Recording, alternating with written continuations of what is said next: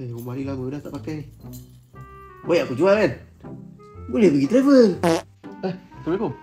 Ejen tanah. Waalaikumsalam. Saya ada rumah ni nak jual. Boleh tolong ke? Boleh, saya boleh bantu.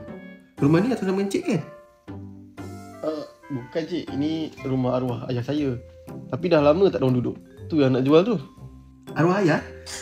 Kalau macam tu, kena uruskan dulu pusaka arwah. Dapatkan surat kuasa semua, baru boleh proceed. Tak boleh jual terus ke? Pusaka tu kena selesai dulu. Kalau tak, rumah ni masih dikira sebagai milik arwah. Semua orang kena setuju. Aduh. Okey, tak apalah. Terima kasih cik. Okey, Assalamualaikum. Aduh, baru nak pergi travel, tak ada duit ni. Jadi, rumah ni kita buat hibah lagi. Senang nanti.